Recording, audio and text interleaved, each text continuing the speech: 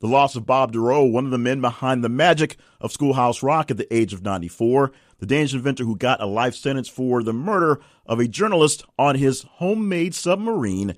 And VA pick Ronnie Jackson getting his confirmation hearing delayed and then ultimately canceled for conduct unbecoming of an officer, a doctor, and a general human being. Those are some pretty big stories from this week, but not top 10 stories. Not in the tops, as per you on social media. So what stories did you say were in the top 10?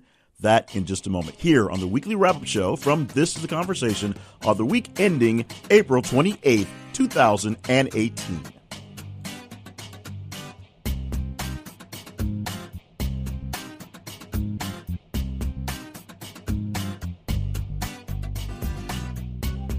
And welcome to the show. My name is Jay Cleveland Payne. This is the weekly wrap-up show. It goes through social media and lets you decide what stories are the tops for the week. What stories are the most important stories that aren't being overblown, overcovered, and blown out of proportion by some of the mainstream media, at least here as we see in the United States. This is brought to you by and through the website, thisisaconversation.com, and specifically through the social media feeds attached to it. That is on Twitter, th_conversation, and on Facebook, search for This is the Conversation, and make sure we are set to come up in your feed so you don't miss out on our post. Why is that? Well, as you see our feeds on Twitter and on Facebook, the posts in our feeds, should say, you can see various stories from various organizations that are the news stories that are happening around the world, literally around the world. And you get a chance to decide which stories are really important to y'all. And it's simple. Just reply, react, like, love, hate, share, do whatever you need to do to play around with the feed, if you will, and play around with the specific posts in the feed. And everything that gets interacted as an engagement gets tallied into a spreadsheet. Some magic happens. I'm not sure how it works out, but the math works out, and we get a top 10 list, actually a top 10 to 127 this week, 127 specifically different stories on the week. And we'll count them down, the first 10 at least, and then we'll come back and tell you which one almost didn't make the list, an almost irrelevant story. That's going to be 127 this week, followed by wrapping up with the top 15. That's 11 through 15, and as many other stories in between as you have time left in the show. So let's go ahead and get in with that one, shall we?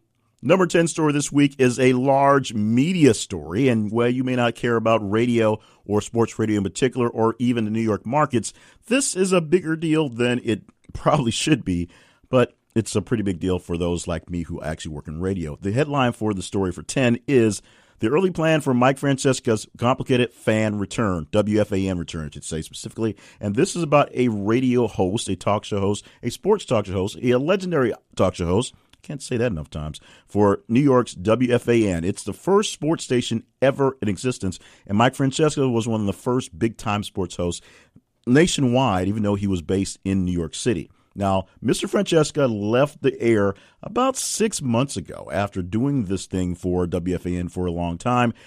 Some complicated things happened inside the station, and he was given a chance to stick around, but he wanted a big raise. They wouldn't do that, so he got a farewell tour instead.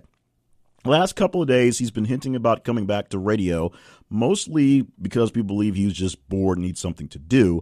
And the plan was to bring him back to the station that got rid of him.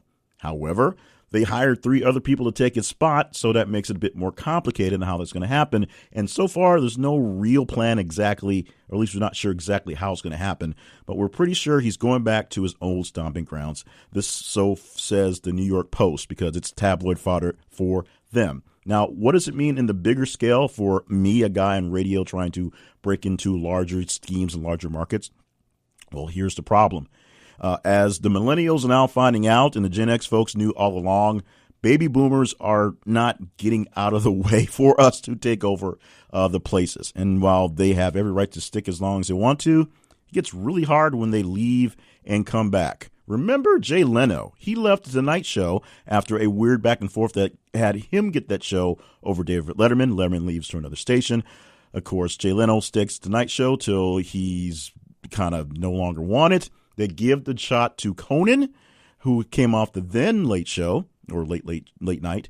And then Jay Leno, after about 3 months of doing this weird thing in primetime, decided, no, I want my old job back. Get rid of the guy. And they did it. And then, of course, about a year later, Jay Leno's gone anyway. gets really hard to move on in the business and broadcasting to the next best thing, or next great thing, I should say, not necessarily best thing. If the old guys won't go away, if the old dogs won't slide out to the side, it's hard to put the new dogs in and get them trained, get things going. So while Mike Francesca, many would say it was already way past his prime, many people miss his voice and him falling asleep on the air in New York City. So he'll probably be back in his own time slot in some shape or fashion. We'll see exactly how that plays out for nationwide broadcasting and for New York City. The number 9 story this week, moving on to the story we posted from USA Today with the headline, Michael Cohen to plead fifth in porn star case. This story was posted Wednesday, 25th of April, also same day as the Mike Francesca story was posted. Gets a bumper response of 6.19% from the 10 story, that much more engagement. And we kind of know this story, and so we're going to go over it pretty quickly. Michael Cohen, of course, has agreed to plead the fifth in the porn star case. That is the case coming out of California, where he's being sued by porn star Stormy Daniels for all sorts of stuff, essentially trying to get out of the non-disclosure agreement where she was paid $130,000, but it was not signed by the pseudonym of Donald Trump. So technically she's saying Trump didn't sign it, so it's not good, even though it was signed by Cohen and she got the money. But he's pleading the fifth for that case because he's also being sued in New York where all this stuff was seized, and he's trying to keep away from getting things kind of screwy in those cases. This whole thing has gotten way more complicated than it should have, way too quickly, but we're going to have to deal with it for quite some time because it's not resolved yet. Stormy Daniels believes she has a right to tell her story, which she did. There's a non-disclosure agreement saying that every time she breaks that disclosure, she owes somebody $1 million. The somebody we believe is Donald Trump, although it was, like we said, a pseudonym that it was placed under. You can follow that story as much or as little as you want to. It's a real story and has real implications to a lot of things, so it gets covered, and you guys apparently wanted to see it covered, the 9 story for this week. Covering the 8 story with a headline, San Francisco Giants' Brandon Belt sees 21 pitches in at-bat, most since at least 1988. This one we pulled off Fox News, or Fox News Sports section, Sunday, April 22nd. This is a bumper response of 8.74% from the number 9 story. Quickly from the headline in the story, as we said, Brandon Belt got a chance to see the most pitches in the sense of the modern era. 21 pitches in what was deemed an epic plate appearance against the Los Angeles Angels rookie right-hander Jaime Barrera. I totally butchered that. In the first inning on Sunday, the most since records began in 1988. So we don't necessarily know if it's really the most, but since they've been keeping score, quote unquote, this is what's there. The previous high was 20 pitches in a plate appearance, and that happened, or at least since 1988. Houston's Ricky Gutierrez struck out against Cleveland's Bartolo Colon back in 1998, June 26th to be exact, and that's, of course, to retro sheet where those pitches, where that stat came from. So here's how it went down. He was able to pepper the crowd with plenty of souvenirs. He fouled off 11 straight pitches, 2 long fouls on the right field lane. He ended up lining out to the right fielder Cole Calhoun to end his appearance. Like we said, the most pitches seen at a bat since 1988, since they started counting how many were at bats. Moving to the 7th story for this week, the headline on it is Comcast forces Disney Fox to decide how much Sky is worth. Posted on Wednesday, April 25th as well. A lot of Wednesday stories so far. Bumper response of 18.75%. From Bloomberg News is where we got the story. Quickly how this thing works out. Comcast is making things a little tough for the owners of Sky News, the package deal for Sky News, which is sort of wrapped up with Fox and Rupert Murdoch's holdings, but not quite. Fox wants to buy it and make it all his. Walt Disney Company wants to possibly buy it and make it all theirs to get a hold into the European market. And Comcast is making the bidding war a little bit crazier. Fox is now considering its options on what to do for the bid because Comcast bid $30 billion, and that is at a 16% premium to Fox's current bid. So Comcast right now the high bidder, although Fox is in the family, so it should seem like a better route. And as we said, Disney's in the deal as well. Who will buy out to win over the Sky News empire over in Britain? We shall see, or maybe we won't see so easily. We know these regulation things can take some time. Let's move on to the sixth story this week, which may be a precursor to a big story we're expecting to happen for next week. The headline, Kanye West tweet admiring controversial YouTuber Candace Owens sparks angry backlash and accusations that he is a, quote, black Donald Trump, unquote. We posted this on Sunday, April 22nd. Bumper response from the 7 story. We've been going pretty high so far. 24.06%. That much more engagement from that one story. Now, we're going to go with this pretty quickly because we all know Kanye. We all have our opinions on Kanye, and most of us think he might have some issues mentally, even though he is quite the genius. But here is what happened. Kanye West started off the week by sending some admiring response tweets to Candace Owen, who is a black YouTuber, black female YouTuber, who gives lots of love to Donald Trump and the current administration here in the U.S. So Kanye West basically gave her some props, which turned to people wondering what's going on with Kanye West, which turned to Donald Trump giving props to Kanye West, which turns to Kanye West giving props to Donald Trump, which turns into a whole slathering of all sorts of crazy things, including many other black rappers, especially black artists and black actors, unfollowing Kanye West, some white people as well, because they thought Kanye was going crazy and going down the dark side and was, quote unquote, in the sunken place. We all know about that stuff. Meanwhile, Kanye West keeps on doing Kanye West in a sort of preview, we believe, for next week, because we've seen a whole lot of responses coming through. To be a full disclosure, we're actually recording this on Saturday as opposed to the normal Friday for the week. So we have a little crystal ballish looking to the future. Kanye West is going to probably make the top 10 next week as he just dropped a new single with T.I. that is a bit controversial because it sounds a bit conservative, or political at least. We'll see how that actually rolls out. But right now it is trending very high on Twitter, and we'll see if it actually makes it into the top 10. I suspect it'll be somewhere middle 10 at this point. We have more than a few tragic stories in this week's top 10, and this is one that's really, really tragic and weird when we get down to it. The headline, suspect in custody after van strikes multiple pedestrians in Toronto. We got this off the CNN website. That's where this actual headline linking to. On Monday, April 25th, or April 23rd, should say, bumper response of 34.55% from the 6th story. And this one gets really, really, really sick if you want to. That's the only way I can describe it. A van speeding down a Toronto sidewalk leaves 10 pedestrians dead ultimately. We've seen these sort of things happen before, but this is not a terroristic attack. This is not a more or less just crazy person going off. But this was a deliberate act by someone who described himself as what was called an incel. And if you've never heard that term before, we'll get to that in a second. Let's get to the story first. From the CNN story, 10 people are dead and 15 are injured after the driver of a van plowed into multiple pedestrians in Toronto on Monday, what appears to be a deliberate act, Toronto Police Chief Mark Saunders said. Saunders said a suspect driver, Alex Minasian, 25, of Richmond Hill, Ontario, was in custody. Minasian, I'm sorry I butchered that. Maybe I'm not sorry to butcher that, was arrested in the white rental van less than 30 minutes after police received a 911 call, Saunders said.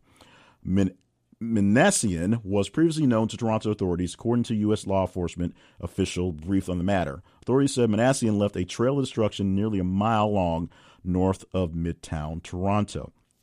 Now, what makes this thing even more tragic in this one is, as I said, the word incel, I-N-C-E-L. An incel is essentially a group of people, and it's an internet thing for the most part, that call themselves involuntary celibate, which basically means mostly a guy, but someone who just can't get a date. Someone's not having sex, and they believe for whatever reason they don't think they're attractive enough, they don't think they're cool enough, whatever. So they are celibate because it's involuntary, because they cannot get a date. So they have a hatred for what they call Chads, guys who can't get dates, and Stacys, who, of course, date Chads, like dating these guys. So why is this a big deal? Because there's apparently a very, very big deal on the internet. A lot of these types of pockets of groups, and a lot of acts such as this being motivated by people who just can't seem to get a date. It's appalling. It's amazing. A group that I'm in had a big discussion on this, and it basically turned to a lot of people just staring at each other weirdly, wondering what's going on in the world. That's the only way to leave this. This act was unnecessary and just crazy, and the thought process behind it, for the most part, is even weirder. If you've never heard the term, well, now you are. I don't think you're necessarily better for it, but it's something that's out there, and now you know. Moving on to the 4 story this week, proving that we are a bit more international than I thought it was. We go to a story out of London. Boy, 3 dies after drowning in David Lloyd swimming pool, because I literally posted it because it was trending and had no idea who David Lloyd was until we got this. As you see, it is the number 4 story in the countdown this week. We posted on Saturday, April 21st. It gets a 55.41% bumper response from the Toronto guy driving into people, the 5 story. These numbers get really high. We'll talk about that as we get towards the end of the count. But let's go to the story very quickly. Reading from the story, we bought it off the metro.co.uk website. A 3-year-old boy has died after drowning in a swimming pool at the David Lloyd Leisure Centre in Leeds. Emergency services were called to the David Lloyd branch in Tonglang at 9:45 a.m. this morning following an incident in the pool area. The boy was taken to Leeds General Infirmary but was pronounced dead shortly after. Officers are now appealing for information from anyone who was in the pool at the time. Detective Inspector James Entwistle of Leeds District CID said, "This appears to be a tragic accident and the thoughts are with the boy's family at this extremely difficult time." Now, I had no idea what the David Lloyd swimming pool is, what's going on, how the thing goes, and all I have is the breakdown from the story from Saturday. So if anyone wants to go to the website at thisistheconversation.com or in the feeds for Twitter or Facebook and let me know why this is such a big deal, that would be great. What we do know is that this podcast, this show, does have a lot of appeal around the world overseas. A lot of people picking up on some of these stories, and some of the really obscure to us stories, us being U.S. people, really do get a big response when they come up at the right time, which is why we're posting more stories later in the day, evening for us, which is basically regular time of day for the other side of the world. Let us know how well we're doing or not doing with these things as we go along.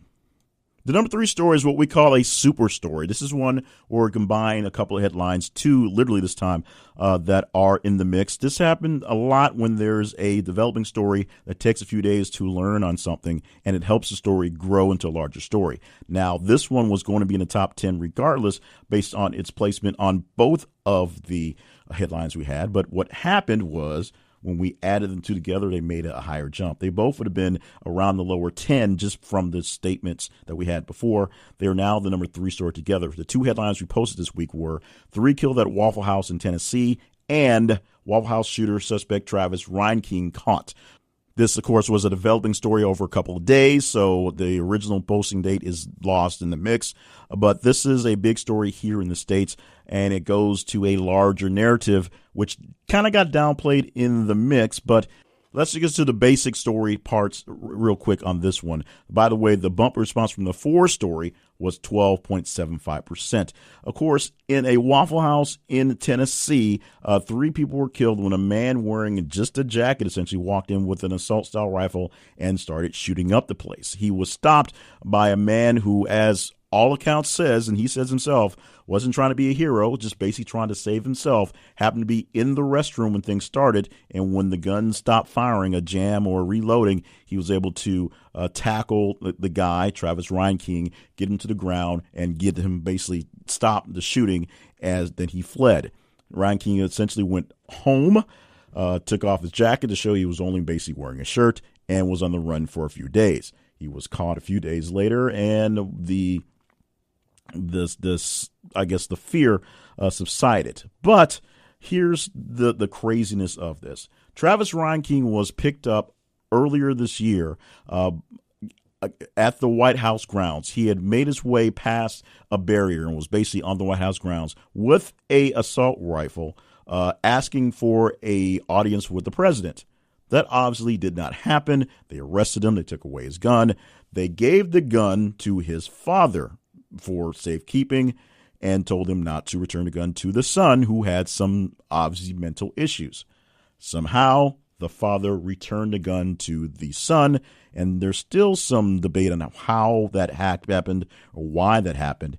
And, of course, we now know this happens. Now, he's from the Chicago area, at least from Illinois, so he wasn't, quote-unquote, at home, but this thing turned into a very crazy situation, obviously very quickly, happening on an early morning on a Sunday when the shooting happened and going for about 34 hours or so in the manhunt for Travis Reinking.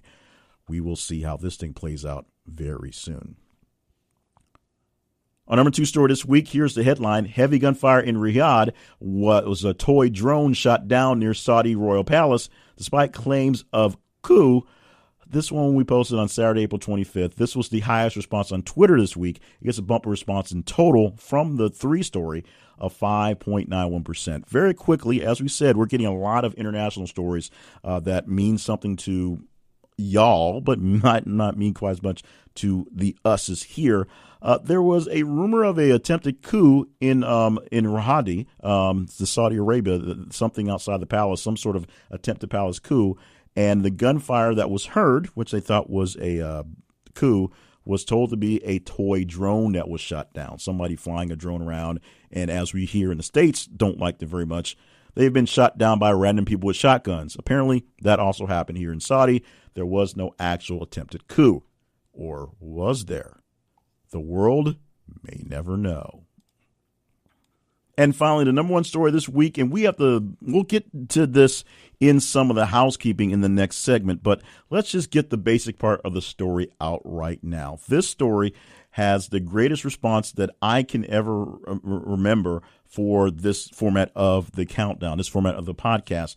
The story is amazing how simple and silly and just kind of just out there it was. In fact, it had no chance of making the count on its Twitter, but the Facebook was so large. This was the largest Facebook response, I think, ever. And it was just so massive that it not only made the number 1 spot, the jump in response from 2 to 1 was 236%. From 1 to 10, that's the story on Mike Francesca, it was 1,245%. And for the almost relevant story, the 127 story we'll talk about in a bit, 3,123% more engagement than that one. That was just off the massive following on Twitter, including plenty of back and forth in the comments. The headline: woman slapped with $500 fine for carrying free Delta apple in bag. Yes, that's all it was. Now, let's get into the story. I'm going to do a very quick read from the Daily News, New York Daily News website. A woman was slapped with a $500 fine for carrying a free apple Delta Airlines gave her on flight home to Colorado. Crystal Tadlock told KDVR-TV she wasn't hungry when the flight attendant gave out apples to passengers at the end of her trip from Paris this month. Remember that. She put the apple in her bag so she could eat it later. But when she went through customs, an agent pulled out the apple wrapped in a plastic bag with the Delta logo on it. He had asked me if my trip to France was expensive, and I said yes, quote, she said, the TV station. Continue the quote. I didn't really get why he was asking a question, and then he said, it's about to get a lot more expensive after I charge you $500. What happened? The Delta apple was packaged and given from France. She flew back to the United States. She carried off the plane. So because it's customs, she carried fruit from one nation to another without permission, and that has a fine of $500. Oddly enough, the biggest response we got, or actually maybe not oddly enough, the biggest response we saw was from people on the other side of the pond who say, yes, because of the pesticides and the things used in farming here and there, there's a lot of weird laws over there as opposed to here, and it's kind of ridiculous that something like this would happen. But it happened. It was a story. It was a large story. It was the largest story for this week. So you can determine what stories be large or not so large for the weeks. It's very simple on how you act with us here at This Is Conversation. Follow us on social media. Follow the website as well, because we post the stories. A posting link from the Twitter feeds goes to the link so you can see it there. But follow the stories on social media On Twitter, it is th_conversation. On Facebook, it is This Is a Conversation. And, of course, make sure we are set so that we are going to be in your feed. Make us a primary example of what you're looking at. We are good news. We're not fake news. These are sites and links to reputable websites, reputable news sources. This is all good stuff, and we want your opinion. And to get your opinion, just like the stories, love the stories, hate the stories, laugh at the stories, if you will. Respond, reply, do what you can to interact with the stories in your feed, and they get added up. You can see every vote really counted for this Facebook vote this week because it blew away the story about the $500 Apple fine that came up this week. Coming up in the next segment, we'll do some housekeeping. We'll explain some of the insides to our super story and the big story on the Apple fine. And I'll let you know which story of the top 8 is the largest story for me. And good news, we'll talk about the possible soon comeback of some interviews here on the Weekly Wrap-Up Show for the week ending April 28th, 2018. I'm Nick. And I'm Justin. We are the Epic Film Guys, and we'd like just a moment of your time to talk about an extremely important event coming up this May. Last year, we hosted the live stream for The Cure, a 12-hour live stream fundraiser where we raised $2,500 for the Cancer Research Institute. 86 cents out of every dollar raised goes to research toward finding a cure. And this year, we're aiming to smash that goal, and we need your help to do it. Join us from May 18th through the 20th for 30 hours of amazing live stream content from us and a whole host of amazing podcasters who will be joining us to try to reach $5,000. For more information, please visit www.livestreamforthecure.com.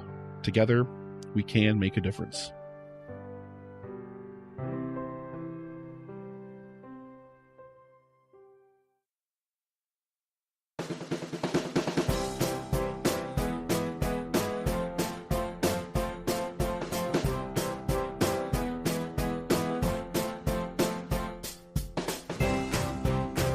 This week, we're recording the show on the non-normal Saturday, the day we supposedly released the show for the week ending. And so we're recording this on Saturday, the 28th of April, as opposed to the 27th, the Friday before. Why? Well, life sort of got in the way, so we're taking a little extra time to do this a bit of a different way. It's more or less the right way, not rushing some things. We're taking a bit of a slower and steady pace for this week. So let me know how well you like the show this way, and we may do some adjustments in how we record. In fact, the thought process is possibly recording it on Thursday to have it ready to do all the technical stuff on Friday, the editing and whatnot, and then still releasing it for Saturday, because the hard part is really the recording part and gathering parts, although we do miss out on a lot of the news stories from Friday, from going into Thursday morning to Friday morning, or Thursday night to Friday morning, because sometimes a really big story will pop up that will be massive and get into the top 10 because of the placement. So we don't necessarily want to lose that, but we'll see how it works out with the responses. So you let us know how well we're doing with this stuff, and we'll see what we should do to adjust for that. In the meantime, I offered up to you some thoughts on the super story and on the story for the $500 Apple fine. Let's start with the super story first. How that happened was we had a headline that was competing, or not so much competing, had headlines or stories that was a breaking story that was developing. So one was a story about the guy shooting up the Waffle House. The second was him being captured, and there may have been a third or fourth one in the middle somewhere. Sometimes we lose track of some of the smaller ones because of where they are. We keep a grand eye on the ones near the top to make sure that we are gathering as many of them in there. We don't want duplicate headlines, essentially duplicate stories to take up the top 10. Doesn't make any sense. So we combine the two and make them a larger part of the story, because essentially they're the same story in different places, different placements. So that's how it got to be in the higher end of this week, as opposed to being two stories that were somewhere between 8 and 12-ish. They turned out to be one story together that turned out into the number 3 spot, obviously. Now, the number 1 story, as we said, it's very important that you follow us along on Facebook and Twitter, because you see the same stories about the same period of time. We post them auto post them, so they kind of go in within about a minute or two of each other. So when one story gets posted on one social media site, it's there. And in the past, we have favored Twitter responses because they just seem more immediate and more easier to keep up with. That wasn't grammatically correct, but that is what we're going to say. This time, it turned out really, really, really important that the Facebook response was there. There are a lot of cases where the Facebook plus the Twitter make a story that much bigger, and it will push it into the top 10. And so we'll say that oftentimes. This is the greatest response to a story, maybe not ever, but definitely in recent memory, since we've been doing this way. And now next year, when we do our year in review story, is going to be a whole different add-on because we've added some features into the algorithm to keep up with what's going on. So it's going to be different than last year's sort of ad hoc when we just sort of created it. But it's very important that if you love the conversation, love being a part of what's going on, that you follow the stories in both feeds if you're a Twitter and a Facebook user. And if you see one place and see someone the other place, see another one on another place and think, I responded to on one end, it's sometimes very important to respond both times. Just do a quick like to take care of that, and that should make it all work out. Now, it took a little extra time with the countdown this week, so I'm going to be wrapping this part up really shortly. I did say we would be hopefully returning soon to some interviews. I've already lined up some possible interviews for the near future, and the issue, as always, is timing and scheduling. Now, if we shift the timing of the recording, that may help out as well, but the window is we have to have a top 10 list, and that's what we go for in playing the brackets. Then we sort of have to have a top 10 list to go through in the news of the week to keep it relevant. We'll figure that part out as quickly as we can. Now, very quickly, let's go to the big story of the week, my big story of the week. And out of the top 8, which means we could not count the Michael Cohen fifth plea and Mike Francesca, which I went ad nauseum in the countdown earlier, it turned out to be, after the shifting and shuffling, it turned out to be the Toronto collision, the guy driving the van, striking the pedestrians, killing 10 people in the process. And it not so much the fact that it happened, the story like that. We've seen too many of these lately, mostly for weird Islamic radical type stuff. But the thought process behind this was the incel thing. Me not knowing what an incel was, me not having a reason to, and now that I know it's a term, it's a group, it's a thing, why are these people not terrorists? Why aren't people who act out in this way, because literally they're not getting laid, why aren't they classified as a group to be kept up with? And maybe some of them do have other issues that make them a bit undesirable to the opposite sex. Maybe they're just lonely and just not very well, socially adept. But just because I couldn't get a date for a long stretch in my early 20s, I didn't go around trying to murder people. So why people believe this is something they have a right to, it makes absolutely no sense. Coming up, what is the headline for story number 127 this week? And wrapping up the top 15 plus whatever in between for the weekly wrap-up show for the week ending April 28th, 2018. On the Podcast Rodeo Show, we grab a random podcast and see how long we can hang on, and I give you a real-life first impression. Didn't expect that. All right. This is not your grandpa's faith podcast. I'm digging it so far. We discussed how cheesecake is actually a really great thing to have in your home. Okay, you had me, and you said you brought her on because she knows this cool survival stuff, and then you didn't tell me the other things that she's going to tell me about, and now you're talking about cheesecake.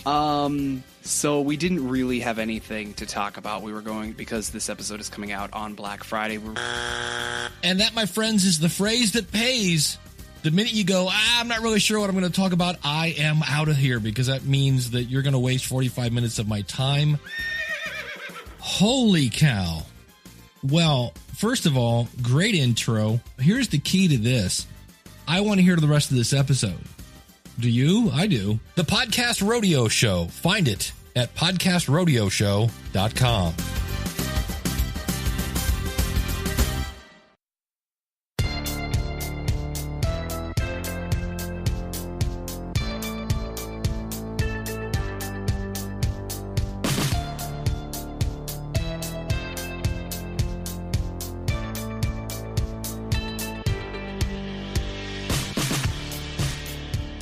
Quick thank you to all the folks who listen to the Conversations weekly wrap-up show, and special thanks going out to some spotlights on Facebook follower Maldonado Slim, and on Twitter new follower AARP Goddess. Thank you for listening, for following, and of course listening this long. Hopefully you listen this long, for keeping up with what's going on in our conversations. If you want to be shouted out, it takes not much other than just to follow and to contribute, because then I know you've actually been active for the week and to stick around for the time. And we'll see how this works out. We're trying some new things, and hopefully it works out in engagement. Of course, if you want to get a hold of me, just send me a simple email to info@jclevelandpayne.net. We'll work on setting up a specific This is the Conversation email address. That probably will just take 5 minutes of actually doing it. Or go to the website, thisistheconversation.com, and reply to whatever post you see out there. And we'll find it. We'll talk about it. Let us know what we can do to get better, what we're doing to make it worse, and all that stuff. Very quickly, running out of time, we'll go to the almost relevant story this week. That is headline number 127. The headline for this week reads as this: Army takes 1,000 recruits with bipolar self-mutilation history. Now, what's that mean? Well, first, we posted this on Thursday, April 26th, so it was running out of time as it was posted for the week ending basically on the 27th, and then releasing this on the 28th. There have been waivers for about 1,000 recruits in the last year or so who have shown signs of bipolarism. That's not a real word. And people who have shown actual self-mutilation issues, people who have hurt themselves, harm themselves with cutting and things like that. The Army is taking in what you could say are not the greatest recruits in the world. And now that's for lots of reasons. Number one, the Army always has issues in the last, I'll say 15 years or so, probably further back since Vietnam War times, after the draft is over, in taking in volunteers. And as economies go good or as wars go bad, there are less people who are willing to get into the Army as a career field. Now, the Army is a great way to learn and get trained, or the military itself, great place to learn and be trained and go off and do other things. And if you are able to go a full 20 years and get your retirement, that's double money for you right there. But you have to survive the whole training treatment and in the extensive, I think we've been basically in a ongoing war situation for over a decade, definitely over a decade. It may not be a declared war, but we're sending people to fight at various places over and over again. That puts a lot of fatigue on people who want to be in. So while they're not necessarily placing these people, I hate to say these people, not placing these people in totally stressful situations, they're filling out some of the personnel roles and some things that won't see any real danger. They're filling it with people who normally would not qualify or would be very strenuously screened out if they did. If you have a problem with that, you can take it up with your local recruiter and offer him some other better choice to get into the military. So let's round out the top 15 with headlines and as much yak as we can with the 15. Number 11, Bob Duro, Schoolhouse Rock performer and writer, dies at 94 years of age. What I didn't know was that Bob Duro was actually from the state I'm living in right now, Arkansas. He was a writer from then and got wrapped up into the Schoolhouse Rock thing and was able to rock that thing for a long time. People of my age know Schoolhouse Rock from actually watching it live when cartoons were on Saturday mornings. People of a younger age, maybe 10 years or younger, remember seeing Schoolhouse Rock played in the beginning of the YouTube age, and of course playing on CDs and DVDs and whatnots for there. Kids my daughter's age have no idea what it's going to be, but we'll see if there's something to take its place. Just like after-school specials were a thing, now they're not even worth saying a joke because nobody even knows what they actually are. The number 12 story this week, Tom Brokaw denies misconduct claim by ex-NBC anchor. The Me Too movement is reaching in, and at this point maybe just kind of losing steam because it's just reaching at various random folks. Whether Tom Brokaw actually did what is accused of him or not, we will see down the line. But he has also been accused of misconduct by a former anchor at NBC News. Danish inventor Peter Madsen given life sentence for murdering journalist Kim Wall on his submarine. This is the 13th story this week. Journalist Kim Wall discovered dead, mutilated actually, a few months ago. And this mystery on how this thing happened has been ongoing. And, of course, we found the answer. They indicted inventor Peter Madsen, who, of course, brought her on his submarine that he made himself and killed her on the submarine. He has a life sentence for that crime. That's just a weird one. Moving on to the number 14 story this week, VA Secretary Ronnie Jackson confirmation hearing delayed, mid-conduct questions. This one got even worse because he was pulled. He officially pulled his name out of consideration, even after he was going to stay on. And it was the weirdest aw shucks like moment for a guy who, was nominated for not really being qualified. He said, sure, I'll do it. Then they started pushing back, and he was like, no, I'm not giving this bad boy up. And then a talk with the president basically said this thing had to happen. Now, the biggest issue with this is they fired a VA secretary that was doing okay. And while the VA hasn't been fixed by a long run, it's been improving or was improving. And then they fire the guy running it to hire a good looking doctor who said that Trump could live to be 200, which is basically his biggest qualification. He gave Trump a compliment. The problem that he had was after the vetting process of the White House has said, yeah, this guy's a great guy, let him do it. The actual vetting process happened for confirmation. Find out that he has a history of weird conduct as being the head of the White House medical staff, including handing out prescription drugs like they were candy, quotes from many people, and being drunk and belligerent and unresponsive in many cases while on the job on duty, including a time where he allegedly crashed a vehicle because he was under the influence. He has denied all those things, but he eventually did drop his bid to be the VA secretary. Who's in line now? Who knows? Maybe I'll get the call at this point. And the 15th story, Arizona teachers to walk out in first ever statewide strike. And this happened Friday, April the 20th was the day we posted the story. And it happened because, without trying to sound flip, the big thing that's going on right now are mass teacher strikes. Not that they are necessarily a bad thing or a thing that is not getting the work job done.